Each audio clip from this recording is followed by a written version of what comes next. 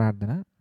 ప్రేమగల తండ్రి, దయగల దేవ, పరిశుద్ధుడ, మహోన్నతుడ తండ్రి, మమ్మల్ని అందరిని కూడా ప్రేమించి ఎంతగానో తండ్రి దీవించి ఆశీర్వదించి మీ చిత్తానుసారంగా నడుచుకోవడానికి తండ్రి ఎన్నో విధాలుగా అనేకమైనటువంటి విషయాలను మాకు తెలియజేస్తూ నడిపిస్తున్నందుకు కృతజ్ఞతాస్తుతులు చెల్లించుకుంటున్నాము తండ్రి. ఈ దినాన కూడా ప్రభా గొప్ప విషయాలను తండ్రి మేము ధ్యానించబోతూ ఉండగా మాకు సహాయం చేయండి తండ్రి. మా జీవితాలు సరిదిద్దుకునే విధంగా మా యొక్క ఆత్మీయ జీవితం ద్వారా తండ్రి అనేక మంది నశించిపోతున్నటువంటి ఆత్మలను తండ్రి రక్షించే విధంగా, రక్షణకు నడిపించే విధంగా మేమందరం కూడా తండ్రి మమ్మల్ని మేము కట్టుకుంటూ మీ నామానికి తండ్రి మహిమకరంగా ఉంటూ తండ్రి అనేక మందికి మీ యొక్క మార్గాన్ని తెలియజేసే బిడ్డలుగా బ్రతకడానికి కృప చూపించండి తండ్రి. మీ యొక్క మాటలు చెప్పబోతున్న నాకు తండ్రి సమయానికి తగినటువంటి జ్ఞానాన్ని దయచేయండి ప్రభావ. వింటున్నటువంటి ప్రతి ఒక్కరిని జ్ఞాపకం చేసుకోండి. మీ చిత్త ప్రకారంగా తండ్రి వినగల చెవులను, గ్రహించగల మనస్సును తండ్రి దయచేయండి. మీ యొక్క ఆలోచనలు నడిపించండి, బలపరచండి. ఎటువంటి అపవాద ఆటంకాలు కలగకుండా మీ అధ్యక్షతను జరిగించండి తండ్రి. దేవ, సమస్త మహిమ, ఘనత, ప్రభావాలు మీకే చెల్లించుకుంటూ ప్రతి ఒక్కటి కూడా మీ చిత్త ప్రకారంగా జరిగించమని, నడిపించమని మా ప్రభువును రక్షకుడైనటువంటి యేసుక్రీస్తు వారి పేరిట ఈ ప్రార్థన అడిగి వేడుకొనుచున్నాము తండ్రి. ఆమెన్.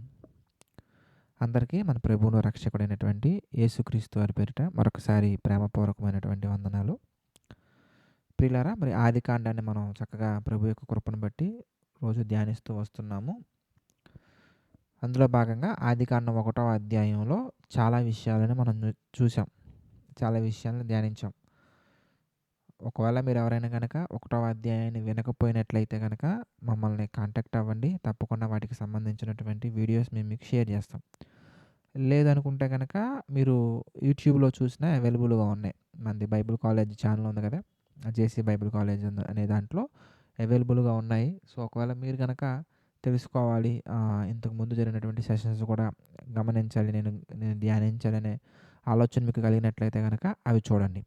ఒకవేళ మీకు కనిపించకపోతే ఆన్లైన్లో కనుక మమ్మల్ని సంప్రదించినట్లయితే మేము ప్రీవియస్గా జరిగినటువంటి సెషన్స్కి సంబంధించినటువంటి వీడియోస్ని మీకు షేర్ చేయడం జరుగుతుంది.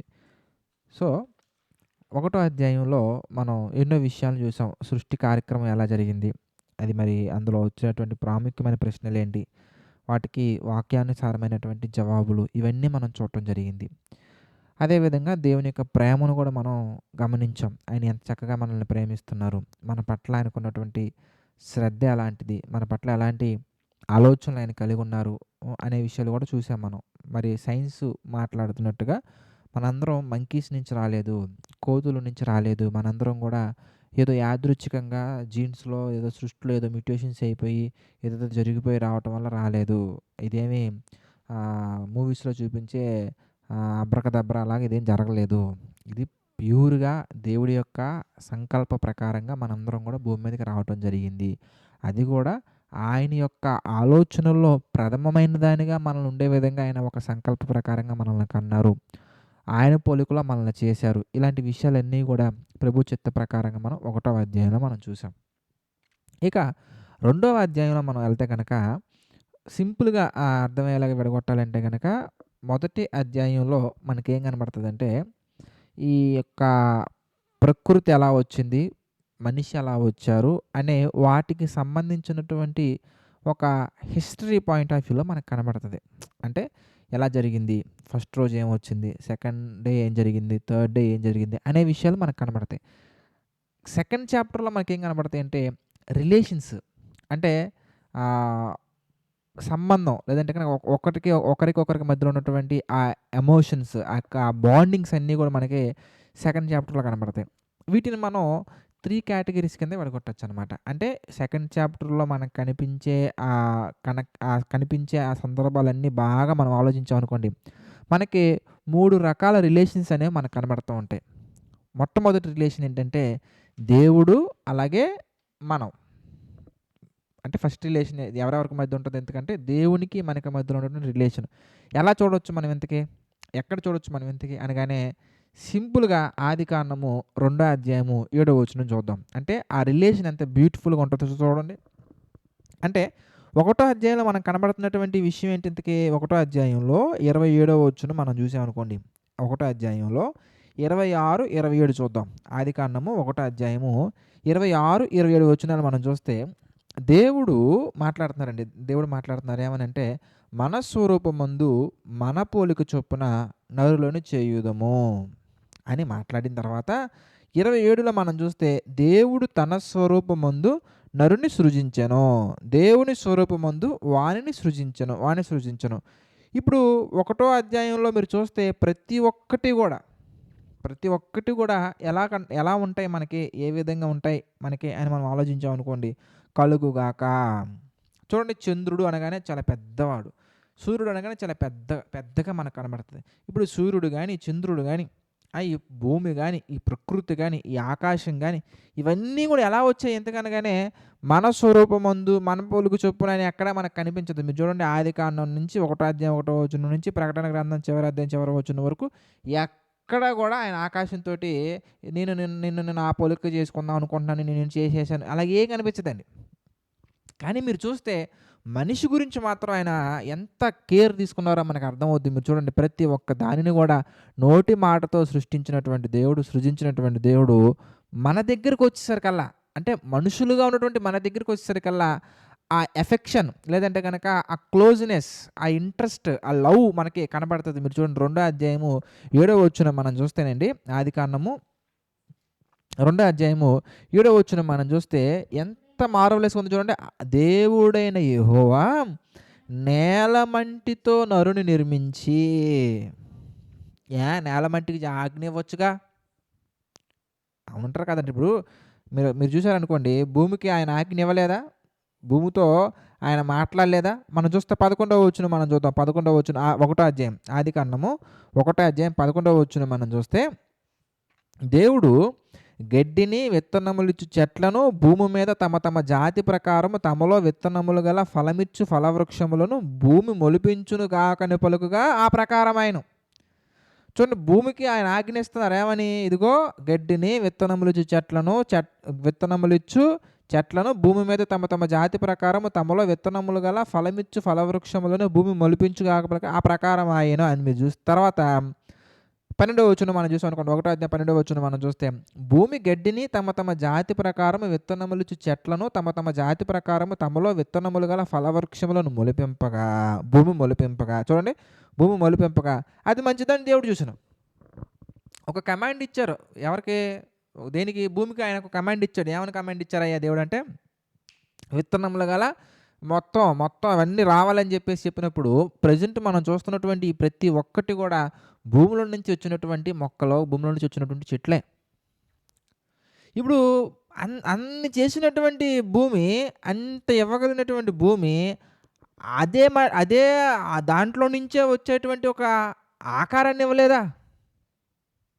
మీరు ఆలోచించండి, ఒక ఆకారాన్ని ఇవ్వలేదా? ఇన్ని చేయగలిగింది కదా భూమి. ఇన్ని చేయగలిగినప్పుడు ఎందుకు ఇవ్వలేదంటారంటే, ఇవ్వగలదు. కానీ దేవుడు మనల్ని ఒక పరాయి వ్యక్తుల వలె, మనల్ని ఒక పనికి మాలినటువంటి వాళ్ళ వలె, మనల్ని ఒక అంటరాని వాళ్ళ వలె దూరంగా పెట్టలేదు ఆయన. అని ఎంత శ్రద్ధ చూపించారయ్యా అంటే, ఎంత ఇష్టాన్ని చూపించారయ్యా అంటే మాకు కనబడుతుందండి బైబిల్లో. చూడండి, సంకల్ప ప్రకారంగా కనెను. ఎంత ఫోకస్ చూడండి. అందుకే దేవుడైన యెహోవా 2వ అధ్యాయం 7వ వచనం మనం చూద్దామండి. దేవుడైన యెహోవా నేలమంటితో నరుని నిర్మించి, చూసారా ఎంత చక్కగా ఉంది. వాని నాసికారంధ్రములలో జీవవాయువును ఓదగా నరుడు జీవాత్మాయనో. ఎంత చక్కగా ఉందండి, ఎంత అద్భుతంగా ఉందండి. అంటే మీరు బాగా ఆలోచించారనుకోండి, మీరు బాగా ఆలోచించి ఇక్కడ ఇదిలాగా పట్టుకొని దేవుడు సృష్టించారు కదా. తర్వాత ఏం చేశారు ఎందుకనగానే, అలా ఆదాం అయిపోతారు. ఆదాం తయారైపోయిన తర్వాత ఆదాం గారికి దేవుడు ఇచ్చినటువంటి మరొక, అంటే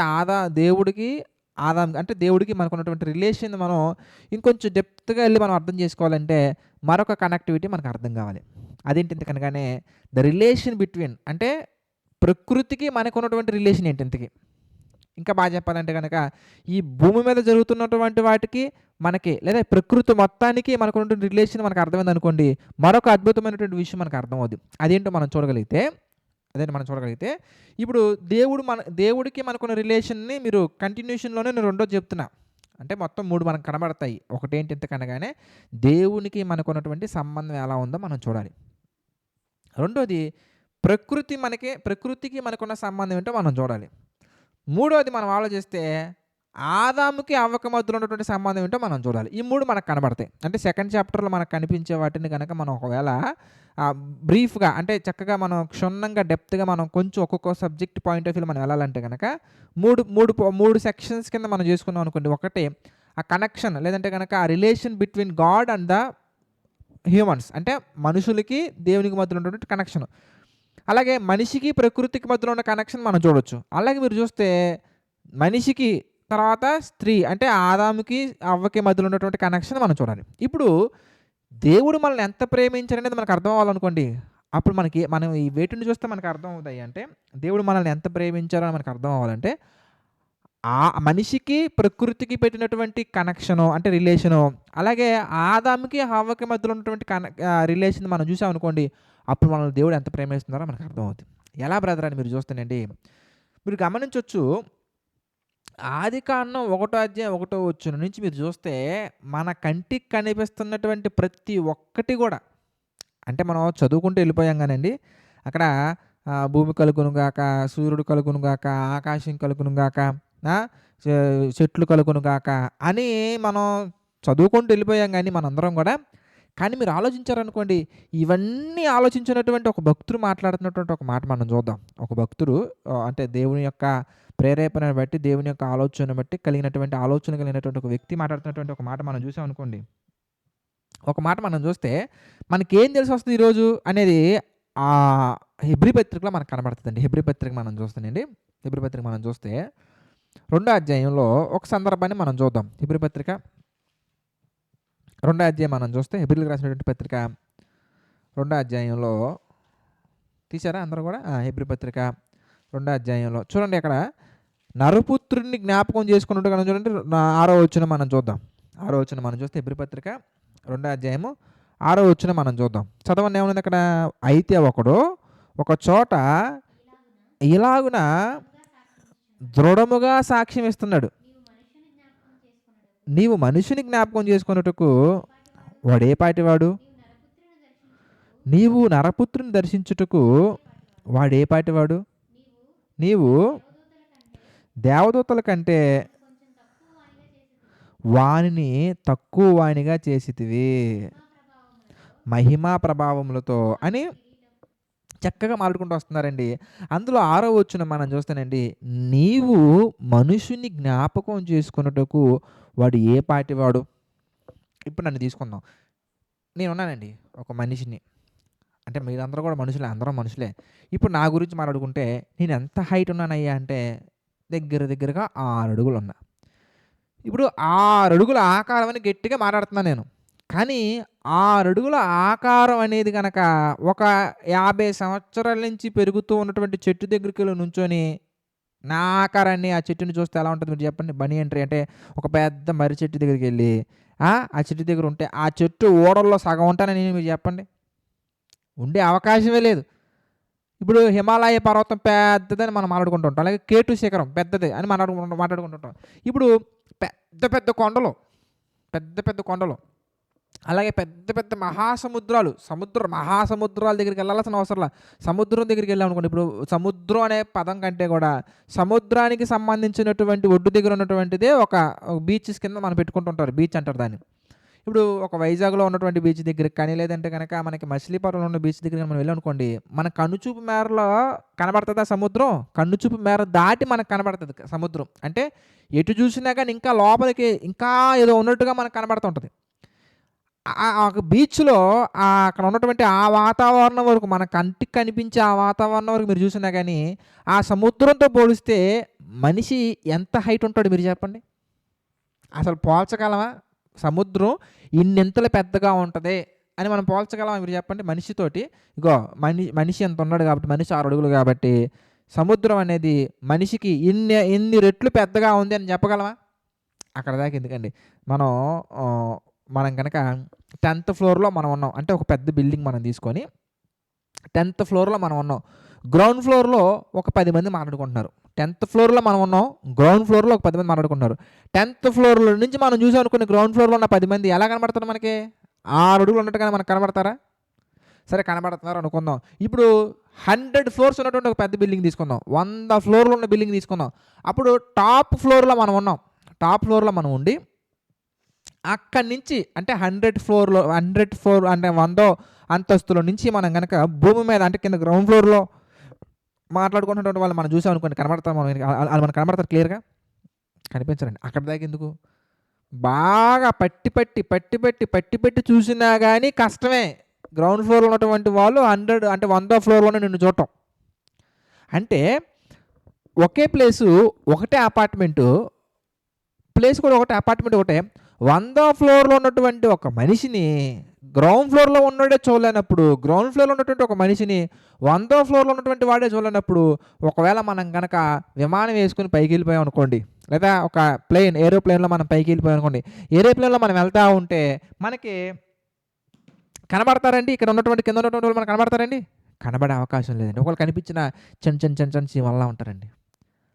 అదే మనం ఒకవేళ సౌర కుటుంబం దాటి మనం వెళ్ళిపోయాం అనుకోండి, ఒకవేళ మన పెద్ద నక్షత్ర మండలంలోకి వెళ్ళిపోయాం అనుకోండి, నాసా సైంటిస్టులు, పెద్ద సైంటిస్టులు చెప్పినటువంటి ఆ వివరణను బట్టి, వాళ్ళు తీసినటువంటి ఫొటోస్ బట్టి, వాళ్ళు తీసినటువంటి వీడియోస్ బట్టి మనం చూసాం అనుకోండి, ఈ ప్రకృతి మొత్తంలో కూడా ఈ భూమి ఎంత కింద కనబడుతుంది అంటే ఒక చిన్న చుక్క కింద కూడా కనబడుతుంది డౌట్ అండి. విశ్వం, వాళ్ళు కనిపెట్టినటువంటి విశ్వం అనేది ఎంతవరకు వెళ్ళారయ్యా వాళ్ళు? ఎందుకంటే వాళ్ళు కొన్ని పేర్లు పెట్టుకున్నారు. పాలపంత నక్షత్ర మండలం అంటే మిల్కీవే, తర్వాత ఆండ్రోమెడా నక్షత్ర మండలం, తర్వాత హైడ్రా సెంటారస్ నక్షత్ర మండలం, తర్వాత ఇంకొక పేరు, కొత్త పేరు వచ్చిందండి. ఇలా ఎన్ని నక్షత్ర మండలాలు కనుగొన్నారా అంటే కొన్నే కనుగొన్నారు. కానీ వాళ్ళు చెప్పేది ఏంటంటే ఎన్నో బిలియన్స్, ట్రిలియన్స్ నక్షత్ర మండలాలు ఉన్నాయి, గ్యాలక్సీస్ ఎన్నో ఉన్నాయి ఈ ప్రపంచం, ఈ విశ్వంలో అని చెప్పారండి. అంత పెద్ద విశ్వంలో మనిషి ఎంత ఉంటాడయ్యా అంటే, అసలు మనిషి గురించి పక్కన పడి 850 కోట్ల మంది ఉన్నటువంటి ఈ భూమే ఈ విశ్వంలో ఎంత కనబడుతుంది అంటే ఒక చిన్న చుక్కలా కనబడుతుందండి. ఆ చిన్న చుక్కలా ఉన్నటువంటి ఆ భూమి మీద ఉన్నటువంటి 6 అడుగుల ఆకారమైనటువంటి మనం ఎంత పోలుద్దాం, ఎలా పోలుద్దామని దేవుడు చెప్తున్నటువంటి, దేవుడి యొక్క ప్రేరేపణను బట్టి, దేవుని యొక్క మనసును అర్థం చేసుకున్నటువంటి ఒక వ్యక్తి మాట్లాడుతున్నటువంటి మాట ఏంటంటే, నీవు నరపుత్రుని జ్ఞాపకం చేసుకున్నట్టుకు, లేదా నీవు మనుషుని జ్ఞాపకం చేసుకున్నట్టుకు వాడు ఏ పాటి వాడు? వాడేమైనా పెద్ద ఆకారం ఉందా? వాడేమైనా పెద్ద ఘనకార్యాలు చేశాడా? వాడేమైనా గొప్ప గొప్ప కార్యాలు చేశాడా? అసలు మీరు వాడిని జ్ఞాపకం చేసుకోవడానికి వాడు ఏ పాటి వాడు? చూసారు ఎలా ఉందో బైబిల్లో? అంటే సహజంగా మనకు వచ్చే క్వశ్చనేనండి. కొంతమంది డైరెక్టర్లు కూడా, పనికిమాలిన డైరెక్టర్లు కొంతమంది ఇంటర్వ్యూలు ఇస్తున్నారండి కొన్ని చోట్ల. ఎలాగంటే, ఇప్పుడు నా దృష్టికి చీమ ఎలాగో దేవుడి దృష్టికి మనిషి అలాగా. చీమతో నేను మాట్లాడతానా? హాయ్ చీమ, ఎలా ఉన్నావు చీమ, నువ్వు తిన్నావా చీమ, నిద్రపోతున్నావా చీమ, నేను చీమతో మాట్లాడతానా? ఎందుకంటే దానికి సంబంధించినటువంటి జాతి వేరు, నా జాతి వేరు. నేను మనిషిని, అది చీమ, నా కంటికి అసలు అది కనిపించదు. నేను పట్టి పార చూస్తేనే కానీ నాకు కనిపిస్తుంది ఆ చీమ. అలాగే దేవుడి దృష్టికి కూడా మనుషులు అలాంటి వాళ్ళే. దేవుడు ఎందుకు మనల్ని పట్టించుకుంటారు? మనం ఏం పెద్ద ఫీల్ అవ్వాల్సిన అవసరం లేదు. దేవుడికి అసలు మనం అంటే లెక్కే లేదు. అసలు దేవుడు మనం అసలు పట్టించుకోరు. ఆయనకి దృష్టికి అసలు మనం కంటికి కనిపించము. ఇదంతా మన భ్రమ, మనం పెట్టుకున్న నమ్మకం అని ఎవడో మాట్లాడుతున్నాడండి. అలాంటి వాటిని కింద కామెంట్లు చూస్తే చాలా బాగుంటాయండి. చాలా రిచ్గా ఇస్తారు కింద ఉన్నటువంటి పనికిమాలినటువంటి వాళ్ళు కూడా. కానీ మీరు చూస్తే ప్రియులారా, నిజమే, ఒక కోణంలో మనం ఆలోచించాం అనుకోండి, ఫ్యాక్ట్ మాట్లాడుకుంటే కనుక దేవుడు మనల్ని పట్టించుకోదగినంత ఆకారం మన దగ్గర లేదు, పట్టించుకోగలిగినటువంటి క్యారెక్టర్ మన దగ్గర లేదు, పట్టించుకోగలిగినటువంటి ఆస్తి కూడా మన దగ్గర లేదు. ఆస్తి లేదు, అంతస్తు లేదు, అంతరంగ శుద్ధి లేదు, మన దగ్గర ఏమీ లేదు. కానీ మీరు చూస్తే దేవుడు మనల్ని ఎంత ప్రేమించారయ్యా అంటే, మన పట్ల ఎంత కృప చూపించారయ్యా అంటే, నిజంగా ప్రియులారా మీరు ఆశ్చర్యపోతారు. చూపించమంటారా మాట? ఇప్పుడు ఈ మాట మనం చదువుకున్నాం కదా, ఇది ఎబ్రీ పత్రిక 2:6 అధ్యాయంలో మనుషుని జ్ఞాపకం చేసుకున్నట్టుకు వాడు ఏ పాటి వాడనే ఆ సందర్భం మనం చదువుకున్నాం కదా. అయితే 1వ అధ్యాయం మనం చూస్తే ఆదికాండంలో దేవుడు మనల్ని ఎంత ప్రేమించారో, ఆయనకి మనతో ఆయన ఉండాలనుకున్నటువంటి విధానం ఏంటో మనం చూద్దాం. ఆదికాండము 1వ అధ్యాయము 28వ వచనం చూద్దామండి. ఆదికాండం 1వ అధ్యాయం 28వ వచనం మనం చూస్తే ఏమని కనబడుతుంది అక్కడ? దేవుడు వారిని ఆశీర్వదించును. ఏమని ఆశీర్వదించను? ఎట్లనగా, మీరు ఫలించండి, అభివృద్ధి పొంది, విస్తరించి, భూమి నిండించి దాన్ని లోపరుచుకోండి. తర్వాత మీరు చూస్తానండి, అంటే భూమి ఒకటే అనుకుంటున్నారా? అలాగని కాదు. సముద్రపు చేపలను, ఆకాశ పక్షులను, భూమి మీద ప్రాకు ప్రతి జీవిని ఏలుడని దేవుడు వారితో చెప్పాను. ఎంత చక్కగా ఉంది చూసారా? ప్రతి ఒక్క దానిని, ఈ భూమి మీద ఉన్న ప్రతి ఒక్క దానిని మీరు ఏలండి. ఇంకా డీటెయిల్గా మనకి ఇదే సబ్జెక్ట్ మనకి కీర్తన గ్రంథంలో మనకు కనబడుతుందండి. 8వ కీర్తన మనం చూస్తేనండి, ఆయన మనల్ని ప్రేమించినటువంటి విధానం ఎంత వండర్ఫుల్గా ఉందో మీకు అర్థమవుతుంది. 8వ కీర్తన మనం చూసాం అనుకోండి, 8వ కీర్తన మనం చూస్తే ఇందాక మనం చదువుకున్నామే అదే అదే సందర్భం మనకు కనబడుతుంది. చూడండి 6వ వచనం మనం చూస్తే 8వ కీర్తన 6 మనం చూస్తానండి. నీ చేతి పనుల మీద వానికి అధికారం ఇచ్చి ఉన్నావు. చూసారా? తర్వాత గొర్రెలన్నిటినీ, ఎడ్లన్నిటినీ, అడవి మృగములను, ఆకాశ పక్షులను, సముద్ర మత్స్యములను, సముద్రములో సంచరించు వాటినన్నిటినీ ఏం చేశారండి? వాని పాదముల కింద చూసారా చక్కగా ఉందో? సమస్తాన్ని కూడా తీసుకెళ్ళి దేవుడు ఏం చేశారయ్యా అంటే మనిషి యొక్క పాదాల కింద పెట్టారండి. ఎంత చక్కగా ఉందండి మాట, ఎంత అద్భుతంగా ఉందండి.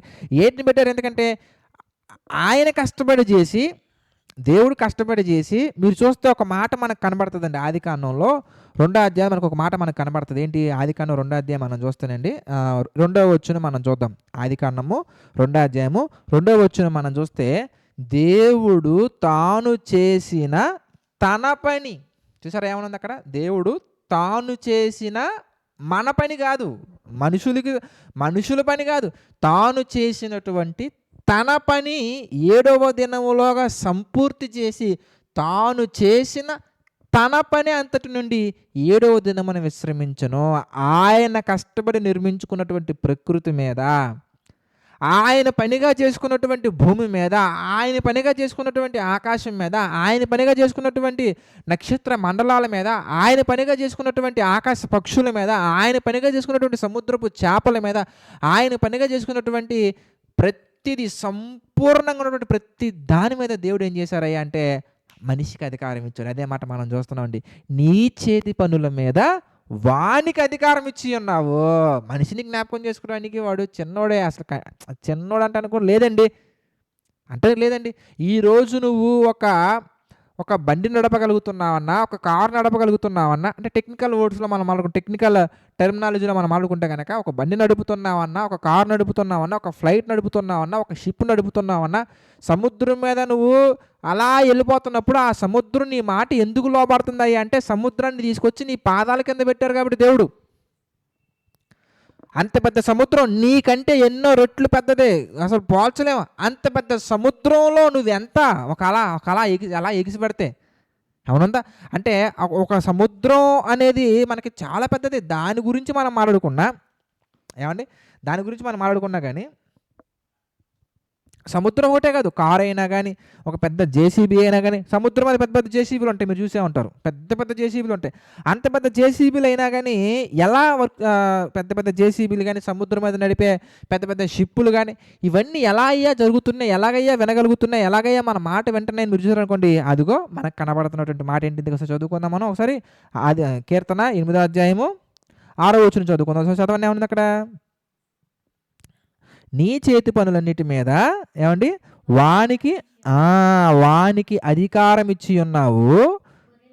గొర్రెలన్నిటినీ, ఎడ్లన్నిటినీ, అడవి మృగములను, ఆకాశ పక్షులను, సముద్ర మత్స్యములను, సముద్ర మార్గములో సంచరించే వాటన్నిటిని కూడా వాని పాదముల క్రింద నీవు ఉంచి ఉన్నావు. మీరు బాగా ఆలోచిస్తానండి. ఇంకొక మాట మనం చూద్దాం. అంటే టెక్నికల్గా మనం మాట్లాడుకున్నాం కదండి. ఇప్పుడు కొంచెం మనం ఇంకా రియాలిటీగా మనం చూసాం అనుకోండి, ఇంకా రియాలిటీలోకి వెళ్ళి మనం చూస్తే యోబు గ్రంథంలో మనకు ఒక మాట కనబడుతుందండి. యోబు గ్రంథం మనం చూస్తే 39వ అధ్యాయం మనం చూద్దాం. యోబు గ్రంథము 39వ అధ్యాయము 9వ వచనం మనం చూద్దాం. మనిషి అనుకుంటున్నాడండి, నాకు లోపడుతుంది అంతా అనుకుంటున్నా, అంటే అన్నీ నేను చేసేయగలుగుతున్నాను అనుకుంటున్నారు, కానీ అవి నువ్వు చేయగలగట్లేదు బ్రదర్. మీరు చేయగలిగే విధంగా దేవుడు చేశారు. ఎక్కడ మీరు ఇంకా స్పష్టంగా మీరు కావాలంటే యోబు గ్రంథము 39వ అధ్యాయం మనం చూసాం అనుకోండి. 39వ అధ్యాయం మనం చూస్తే 9వ వచనం మనం చూద్దాం. గుర్రుపోతు నీకు లోబడుటకు సమ్మతించునా, అది నీ శాలలో నిలుచునా, పగ్గము వేసి గురుపోతును నాగటి చాలులా కట్టగలవా, అది నీ చేత తోలబడి లోయలను చదరము చేయునా, దాని బలము గొప్పదని దాన్ని నమ్ముదువా, దానికి నీ పని అప్పగించదవా. చూడండి చక్కగా ఉందో. దాన్ని మనం నమ్మగలవా ఇంతకే?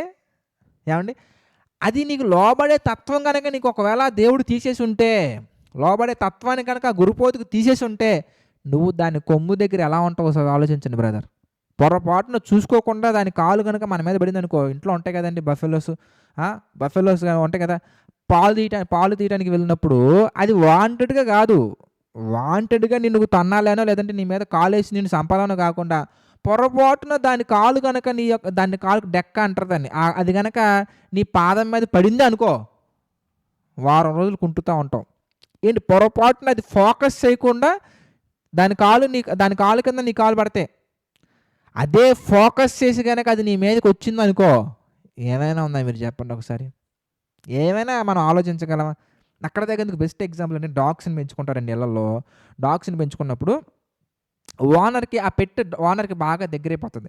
దగ్గరైపోయిన తర్వాత బయట అటువంటి వాళ్ళు, అంటే ఆ ఇంట్లో అది ఎప్పుడు చూడనటువంటి వాళ్ళు కనుక సడన్గా అది ఉన్న ప్లేస్లోకి వస్తే దాని అరుపుకే సగం చచ్చిపోతారు జనాలు. అవునంటారు కదంటారు మీరు చెప్పండి. ఇక్కడ కూడా మేము ఉన్నటువంటి రెంట్ హౌస్లో కూడా ఒక డాగ్ ఉంటుంది. దాన్ని చూస్తేనే జనాలు సగం చచ్చిపోతారు. అది అంత లావు ఉంటుంది, అంత హైట్ ఉంటుంది, దాని కళ్ళు అలా ఉంటాయి, దాని సౌండ్ ఒక రిథంలో అలా ఉంటుంది, దాన్ని చూస్తేనే భయపడతారు. పిల్లలు కూడా భయపడుతుంటారు అన్న అన్న అని చెప్పేసి. అంటే దాని అర్థం ఏంటి కనుకనే, అది చిన్నదే, నీకంటే చిన్నగా ఉన్న దానికే మనం భయపడుతున్నామంటే జస్ట్ ఇమాజినేషన్ చేసుకోండి. ఒక డైనోసార్ వచ్చింది అనుకోండి మన మీదకి, ఏమైనా బతకగలం మనం ఇంతకీ? ఒక పెద్ద బఫేలోని మనం మెయింటైన్ చేయగలం? ఇంత పెద్ద ప్రకృతి మన మాట ఎలా వినగలుగుతుంది? నువ్వు చేసిన దానికి ఎలా లోపడుతుంది? ఎంతకనగానే సముద్రం మీదకు నువ్వు వల్లేసినా చేపలు సైలెంట్గా వస్తున్నాయి. దాని అర్థం ఏంటో తెలుసా? వాటికి దేవుడు ఆజ్ఞ ఇచ్చారు, ఏమని? మీకు లోబడాలని. మనకి దేవుడు ఆజ్ఞ ఇచ్చారు, ఏమని? వాటిని లోపరుచుకోండి అని. ఇక్కడ మీరు ఆలోచిస్తానండి, దేవుడు మనల్ని ఎంత ప్రేమించారయ్యా అంటే, తాను చేసిన తన పని అంతటి మీద, ఆయన చేతి పనుల మీద మనకి ఏమిచ్చారండి? ఏమిచ్చారు? వాడుకోమనే అవసరంలో హెల్ప్ చేశారా? కాదు, అథారిటీ ఇచ్చారు అంతే. మీరెవరింతకీ? నా పిల్లలో. కాబట్టి ఈ భూమి నేను చేసిందే, కానీ మీకు ఇచ్చేస్తున్నాను అధికారం. ఎంజాయ్, ఫలించండి, విస్తరించండి, అభివృద్ధి పొందండి, భూమిని నిండించండి, ఈ ప్రకృతిని ఏలండి అని చెప్పేసి దేవుడు మనల్ని ఈ భూమి మీదకి పంపించారు. అయితే ఏలమన్న విధానం కూడా ఒకటి పెట్టారండి దేవుడు. అది మనం తర్వాత చూద్దామండి. ఏలమన్న విధానం ఏంటి? ఇంతకీ నేను పరిశుద్ధుడనే ఉన్నాను కాబట్టి మీరు కూడా పరిశుద్ధులుగా ఉండండి. 1 పేతురు పత్రిక 1:14 మనకి ఈ మాట కనబడుతుంది. నేను పరిశుద్ధుడనే ఉన్నాను కాబట్టి మీరు కూడా పరిశుద్ధులుగా ఉండమని చెప్పి, మనల్ని పరిశుద్ధులుగా ఉండమని, పరిశుద్ధులుగా భూమిని నిందించమని, పరిశుద్ధులుగా ఈ భూమిని ఏలమన్నారు. ఆ తర్వాత రిలేషన్స్ ఎలా దెబ్బతిన్నాయని మనం చూద్దామండి. కాకపోతే ఇప్పటివరకు మీకు అర్థమైంది అనుకుంటున్నా. అంటే ఈ ప్రకృతి మనకు ఉన్నటువంటి రిలేషన్ ఏంటయ్యా అంటే, ఇంకొక మంచి మాట మీకు చూపిస్తాను. మీరు చూడండి, ఆదికాండంలోనే 2వ అధ్యాయంలో క్లోజ్ చేసేసుకుందామండి. ఆదికాండం 2వ అధ్యాయం మనం చూస్తే 19వ వచనంలో మరొక మాట మనకు కనబడుతుంది. ఏమని? 19వ వచనం మనం చూస్తే, ఆదికాండము 2వ అధ్యాయం 19వ వచనం మనం చూస్తే, దేవుడైన యెహోవా ప్రతి భూజంతువును ప్రతి ఆకాశ పక్షిని నేల నుండి నిర్మించి ఆదాము వాటికి ఏ పేరు పెట్టినో చూచుటకు అతని యొద్దకు వాటిని రప్పించెను. జీవము గల ప్రతి దానికి ఆదాము ఏ పేరు పెట్టెనో ఆ పేరు దానికి కలిగెను. ఈవెన్ వాటికి పేర్లు కూడా పెట్టలేదండి దేవుడు. జీవము గల ప్రతి దానికి కూడా ఆదాము ఏ పేరు పెట్టారో ఆ పేరు దానికి కలిగింది. అంటే దేవుడు కనీసం అంత పెద్ద భూమిని చేసి, అంత పెద్ద విశ్వాన్ని చేసి, ఈ ప్రకృతి మొత్తాన్ని సృష్టించి, ఈ ప్రకృతి మొత్తాన్ని సృజించి, అందులో ఉన్నటువంటి ప్రతి భూజంతువును ప్రతి ఆకాశ పక్షికి వాటికి కనీసం పేర్లు కూడా పెట్టలేదంటే నో, అంత ప్రేమించారు దేవుడు మనల్ని. అంత ప్రయారిటీ మనకి ఇచ్చారు ఆయన. నువ్వు ఏదో కనిపించకుండా ఉన్న చీమ కాదు.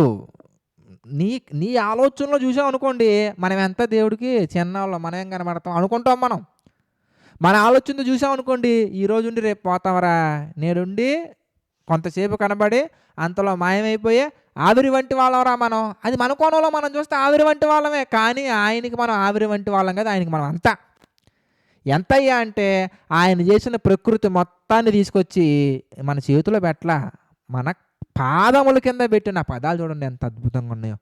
నీ కాళ్ళ కింద పడేస్తే చూడంటారు చూసారా? అంటే మనం మాస్ లాంగ్వేజ్లో మాట్లాడితే నీ కాళ్ళ కింద తీసుకొచ్చి పెడతా వాడిని అంటారు చూసారు అప్పుడప్పుడు. అలాగా దేవుడు దేన్ని మొత్తాన్ని తీసుకొచ్చి మన కాళ్ళ కింద పెట్టారయ్యా అంటే, ఆయన చేసిన ఆయన పని మొత్తం మీద మనకు అధికారాన్ని ఇచ్చారు.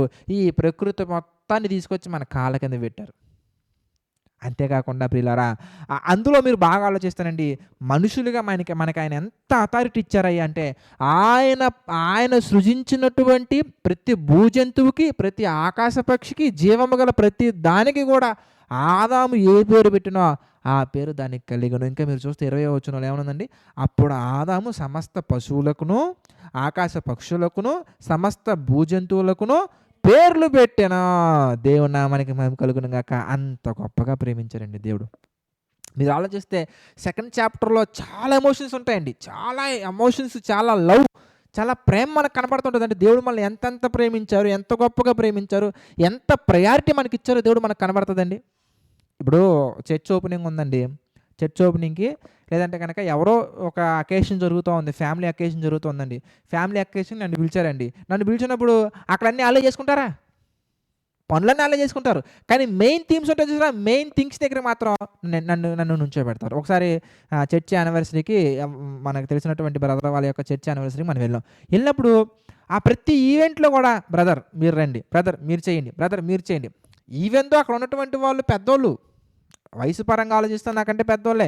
కానీ ఏం చేశారు ఎందుకనగానే అక్కడ నేను చీఫ్ గెస్ట్, అక్కడ ముఖ్య అతిథిని కాబట్టి వాళ్ళు నన్ను ఏం చేశారంటే ప్రతి దాంట్లో కూడా మనకి ప్రయారిటీ ఇచ్చి ఈవెన్ కేక్ కట్ చేసేటప్పుడు కూడా అక్కడ ఉన్నటువంటి సేవకులకి ఇవ్వకుండా మనకిచ్చారు. అది వాళ్ళ గౌరవం. కానీ మనం అక్కడ వాళ్ళ చేతనే మనం కట్ చేయించి మనం చేసామనుకోండి, అది వేరే విషయం.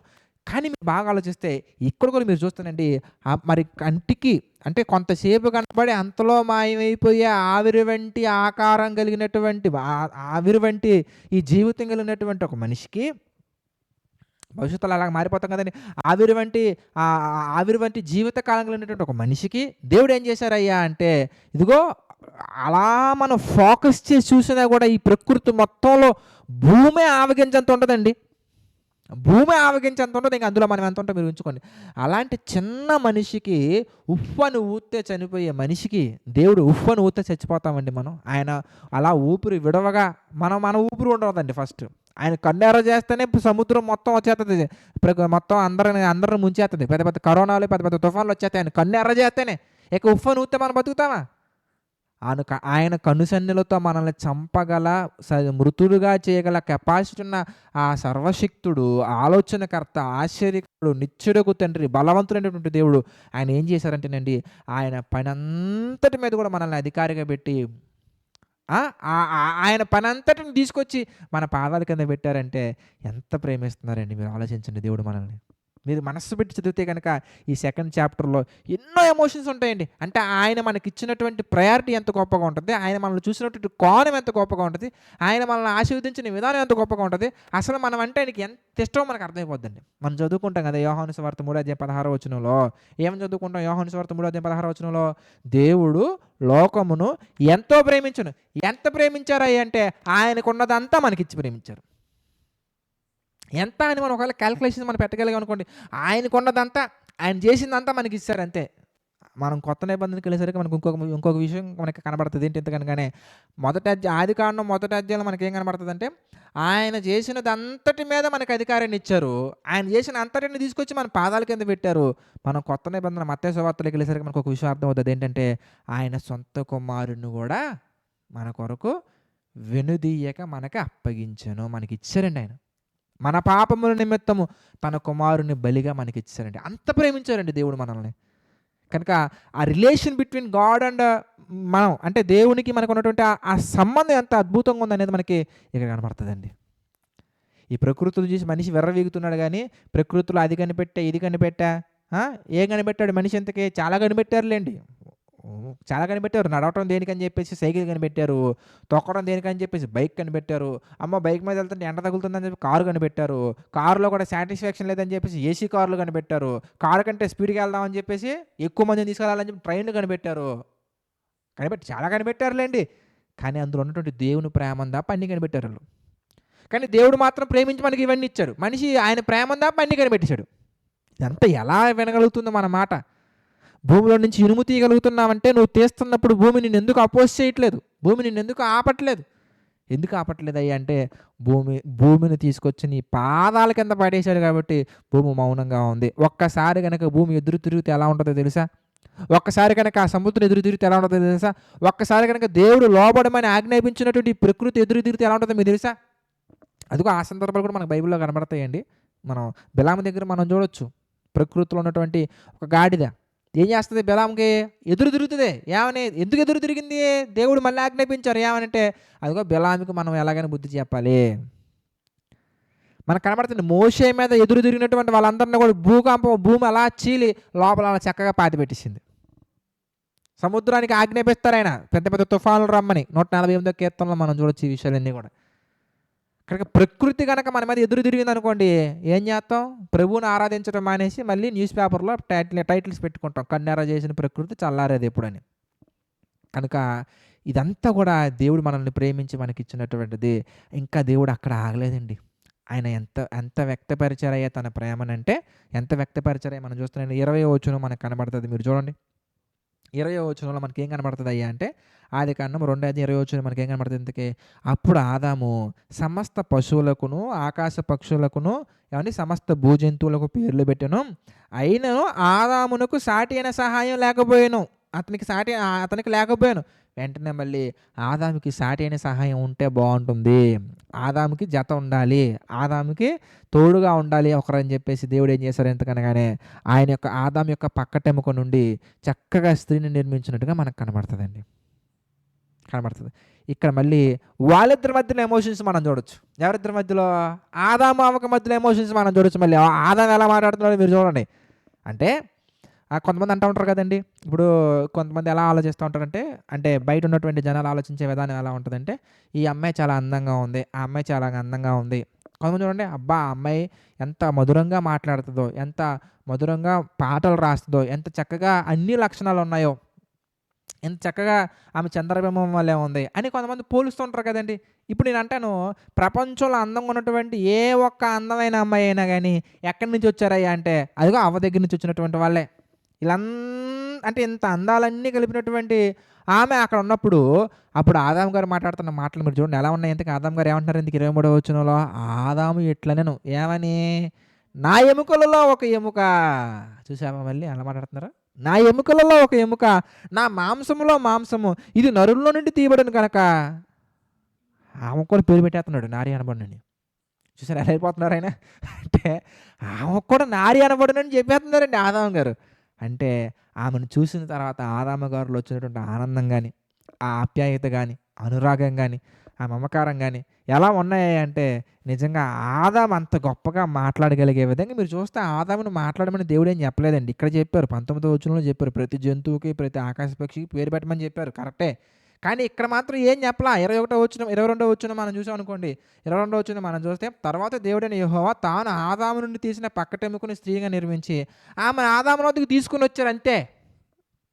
తీసుకొని వచ్చిన వెంటనే అప్పుడు ఆదాము ఎట్లనేను ఎలా మాట్లాడుతున్నారో మీరు చూడండి, ఎంత గొప్పగా మాట్లాడుకున్నారంటే, నా ఎముకలలో ఒక ఎముక, నా మాంసంలో మాంసము, నరుల నుండి తీయబడిన కనుక నారి అనబడును. ఎంత చక్కగా ఉంది చూసారా? అంటే అంత చక్కగా మళ్ళీ ఒక మంచి తోడుని, సాటైన సహాయాన్ని దేవుడు ఆదాముకు అనుగ్రహించి చక్కగా ఒక మంచి భార్యని తీసుకొచ్చి అతనికి అప్పగించి ఎంత గొప్పగా ఆదామును చూసుకున్నారు, ఎంత గొప్పగా అవ్వను చూసుకున్నారంటే, ఆ లైఫ్ అనేది ఒక ఎంజాయబుల్ లైఫ్గా మనకు కనబడుతుందండి. ఈ జీవితం 2వ అధ్యాయంలో మనకు కనిపించే జీవితం మొత్తాన్ని కూడా బైబిల్లో చాలా సందర్భాల్లో పోలుస్తారండి దేవుడు. ఏదేని వల్లే నీ జీవితం ఉంటుంది, ఏదేని వల్లే మీ లైఫ్ని మారుస్తానని చెప్పేసి ఎన్నో ప్రవచనాల్లో మనకు కనబడుతుంటుంది. అంటే ఆ ఏదోనో తోటలో ఉన్నటువంటి జీవితం అంతా కూడా మనకి 2వ అధ్యాయంలో మనం దాగి ఉన్నటువంటి ఎమోషన్స్ ఇవన్నీ కూడా మనం మామూలుగా చదువుకుంటూ వెళ్తే మనకు అర్థం కావండి. మనం కనుక ఒక్కొక్క సందర్భాన్ని మనం ఆలోచించుకుంటూ వెళ్తూ ఉంటే 1వ అధ్యాయం 2వ అధ్యాయంలో ఎన్ని ఎమోషన్స్ మనకు కనబడుతున్నాయి మీరు చూడండి, ఎన్ని ఫీలింగ్స్ ఉన్నాయి మీరు చూడండి. అందులో చాలా మంచి మంచి భావాలు ఉన్నాయండి అందులో, ఎంత గొప్పగా ఉన్నాయి మీరు చూడండి. అంటే ఆదాము గారికి ప్రకృతి ఆదాము గారు అంటే మనం అందరం ఆదాములో ఉన్నవాళ్ళండి. మనందరిని ఎంత ప్రేమించారో దేవుడు అంటే చూడండి, చక్కగా మన పాదాల కింద ప్రకృతి మొత్తాన్ని పెట్టారు.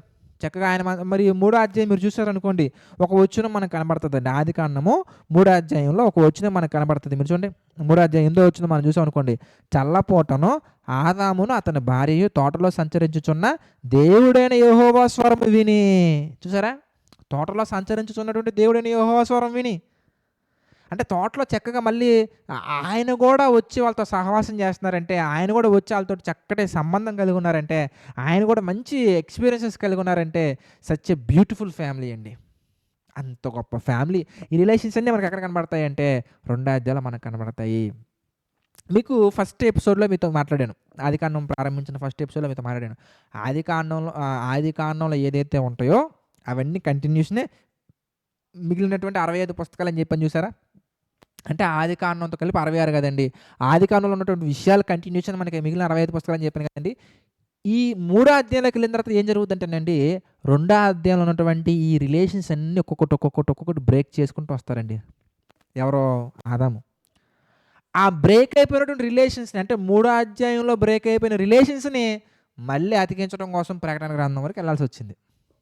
అవి ఎలా? ఏ విధంగా? అనే సందర్భాలన్నీ కూడా మనం ఏం చేద్దామంటే రేపొద్దున చూద్దాం. కనుక ప్రార్థన చేసుకుందాం. ప్రతి ఒక్కరు కూడా తలలో వంచి ప్రార్థనలో ఏకీభవించండి.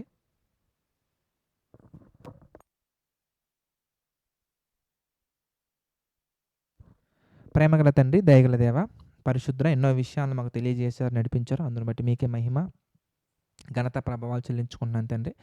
దేవ, ఈ ఆదికాండం ద్వారా తండ్రి మాతో అద్భుతమైనటువంటి సంఘటనలు, సన్నివేశాలను తండ్రి మాకు నేర్పిస్తూ, తెలియజేస్తూ బలపరుస్తున్నారు తండ్రి.